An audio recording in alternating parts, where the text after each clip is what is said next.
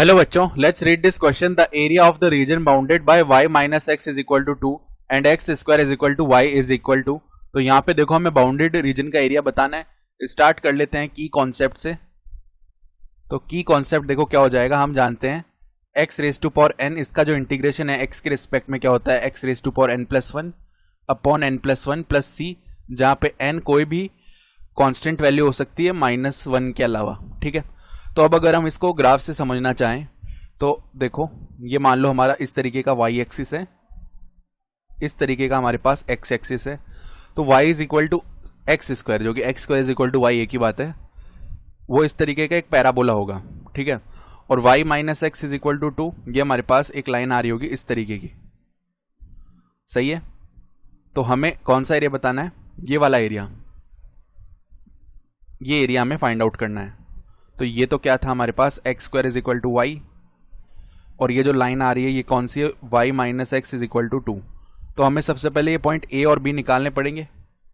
तो a और b के लिए इन दोनों की इक्वेशन से हम क्या करते हैं, y निकाल लेते हैं। तो y is equal to x square तो है ही सीधा, और लाइन की इक्वेशन से निकाला तो y का वैल्यू आ जाएगा x प्लस 2। इन दोनों को इक्वल रख देते हैं, इसका मतलब है x square is equal to x plus 2, यानी यहां से हमें क्या मिला, x square minus x minus 2 is equal to 0। अब मिड टर्म स्प्लिट कर लेते हैं, x square minus 2x plus x minus 2 is equal to 0। अब अगर हमने x को कॉमन कर लिया तो x माइनस 2 बचा, माइनस 1 को अगर कॉमन कर लिया तो सॉरी माइनस 1 नहीं, प्लस के 1 को कॉमन कर लिया, प्लस के 1 को कॉमन कर लिया तो x माइनस 2 बचा, ये 0 के इक्वल है। इसका मतलब अगर अब यहाँ से x माइनस 2 को कॉमन कर लिया, x प्लस 1 बचा, ये 0 के इक्वल है। यानी अब x इज इक्वल टू 2 आ गया और x is equal to minus 1 आ गया। तो यहाँ पे देखो इसका x कोऑर्डिनेट क्या होगा, इसका x कोऑर्डिनेट सॉरी यहाँ पे इसी पॉइंट को कर लेते हैं जो कि x एक्सिस पे सिचुएटेड है, माइनस 1 कॉमा 0। और इस पॉइंट की बात करें तो ये क्या हो जाएगा हमारे पास 2 कॉमा 0। तो अब देखो x एक्सिस में हम माइनस 1 से 2 तक जा रहे हैं ये एरिया फाइंड आउट करने के लिए। और ऊपर कौन सा है, कर्व है, ऊपर हमारे पास कर्व है y is equal to x plus 2, ये वाला कर्व है, और नीचे कर्व है y is equal to x square. तो रिक्वायर्ड एरिया अगर हम a बोलें उसको, तो इंटीग्रेशन कहाँ से कहाँ तक जा रहे हैं, माइनस 1 से 2 तक जा रहे हैं।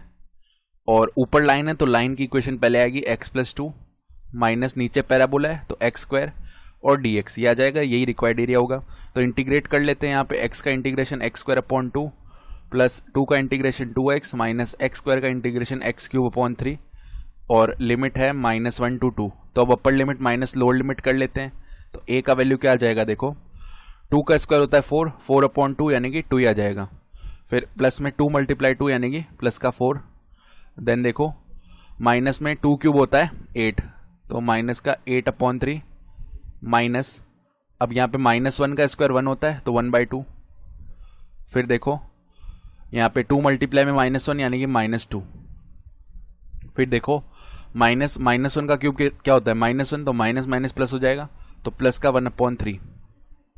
अब यहाँ पे ब्रैकेट ओपन कर लिया तो 6 माइनस 8/3 माइनस 1/2 प्लस 2 और माइनस का 1/3। तो 6 प्लस 2 कितना हो गया 8, और माइनस 8/3 माइनस 1/3 माइनस का 9/3 विच इज माइनस का 3 और प्लस का 2, तो ये कितना हो गया 5।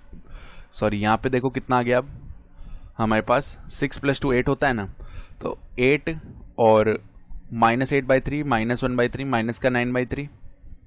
ठीक है, तो ये माइनस का 9/3 यानी कि माइनस 3 बच गया, और माइनस का 1/2 तो बचा हुआ अभी, माइनस 1/2। ठीक है, तो ये कितना हो गया 5 माइनस 1/2, जो कि कितना हो जाएगा 9/2 स्क्वायर यूनिट्स। तो अगर ऑप्शन चेक करें हम तो ऑप्शन बी सही हो गया यहाँ से। I hope you understood this explanation. Best of luck.